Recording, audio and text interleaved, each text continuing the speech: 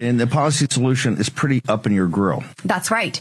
So we're going to inject President Trump's policies with steroids and put them all into one. And my bill is called Build the Wall, Deport Them All. But why? No, seriously, why?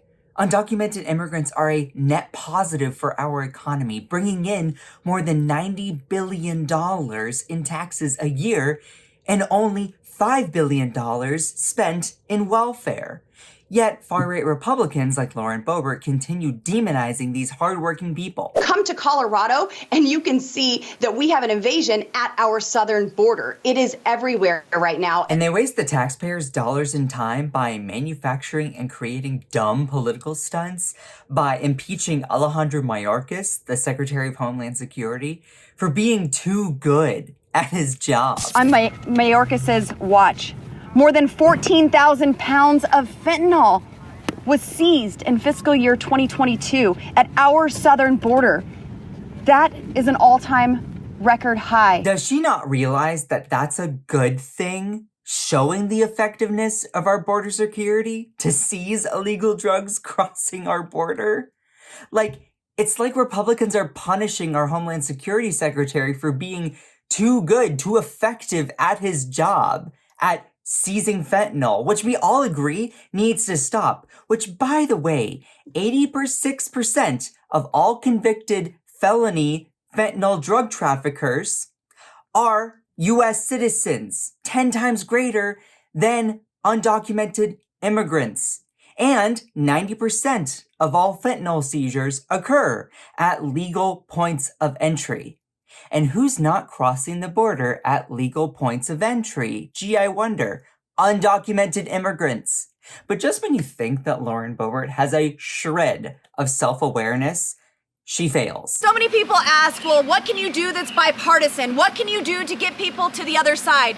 But it's very difficult to communicate with someone who is not even engaging in reality. And golly gee whiz, we wouldn't know anyone like that, would we, Lauren? Saying complete unhinged utter nonsense like this. The church is supposed to direct the government. The government is not supposed to direct the church. That is not how our founding fathers intended it. And I'm tired of this separation of church and state junk that's not in the Constitution. It was in a stinking letter, and it means nothing like what they say it does. It's literally the First Amendment.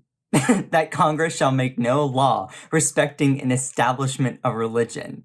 I mean, how are you supposed to communicate with people like that? Or when they say things like this. And it's very clear that Joe Biden is unfit for office.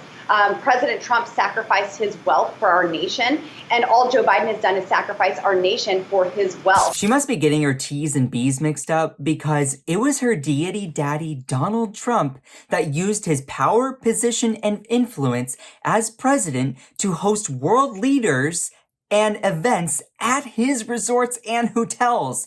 No doubt padding his pockets using taxpayer dollar-funded money from the government. Now, this is not shockingly illegal. It is very, very frowned upon if you do not, when you become president, divest your business interests, because it shows that you have a conflict of interest for serving the country and profiting off of yourself, which Donald Trump did.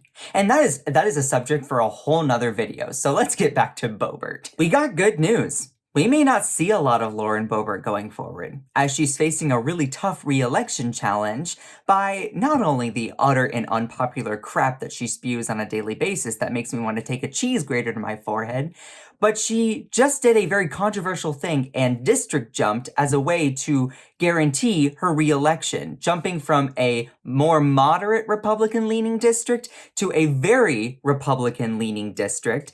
But she may have just screwed herself, as Mike Figueredo of the Humanist Report explains. Boebert is facing major skepticism from residents in her new district, despite the fact that it's even more conservative politically than the district she previously served. At issue is the nonstop controversy that swirls around Boebert, most notably the notorious incident in which she was ejected from a musical in Denver while being caught on camera vaping in the theater and groping her date. Now, two things must be noted here. Number one, that district jumping in a congressional race is not illegal.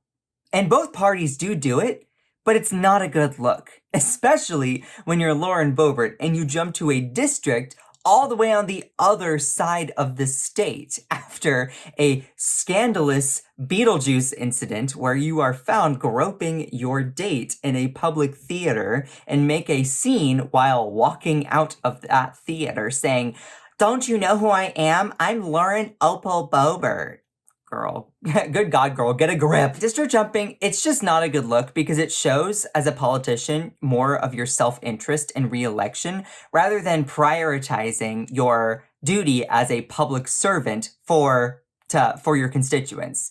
Which leads me to point number 2. She only won re-election in her current congressional district, Colorado's 3rd, by 563 votes back in 2022 against her fierce Democratic challenger, Adam Frisch, showing how unfavorable she is even in a moderately leaning Republican district. Then, no doubt, spurring her to want to jump districts to the 4th one. But that act of blatant cowardly self-interest may have backfired on her, as she's now in a heated Republican primary contested race with 8 other Republicans, where, in fact, in a recent straw poll, she placed 5th out of 9 in this district.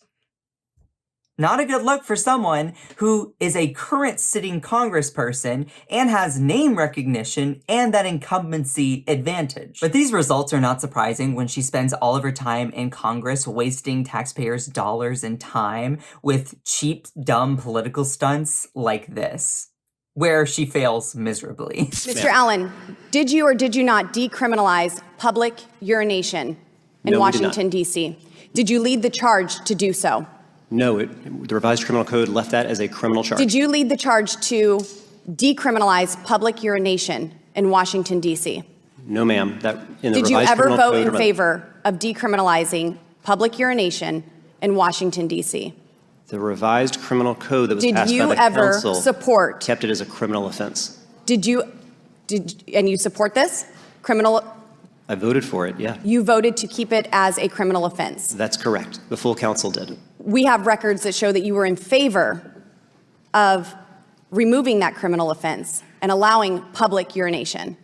No, Is that something that you intend to pursue in the future? No. The legislation you're referring to that came from the Criminal Code Reform Commission changed public urination from a criminal to a civil offense.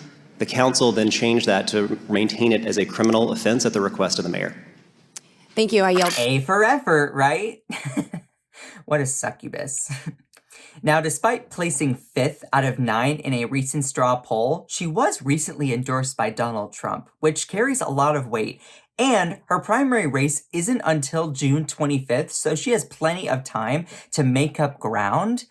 But also, let's be honest, it's Lauren Boebert. She says the most unhinged, crazy, unpopular nonsense things, and given the fact that she's not doing well in her current race after district jumping, which is also not a good look, she may lose her re-election, and girl, I will be celebrating. I'll be celebrating real hard if that happens. Oh wow, you reached the end of the video, which is amazing because not everyone does. And this is the part where I unshamelessly plug myself, because you should see more of my content on TYT's Rebel HQ by going to my Scott Johnson created playlist, as well as please make sure to subscribe to this channel so you see more from amazing hosts like myself. You can also catch more of me on my TikTok and my YouTube, which are both in the description box below, which I'm about to reach 100,000 followers on my TikTok, and I post some really awesome stuff. So please make sure to go and check it out, and have an amazing day.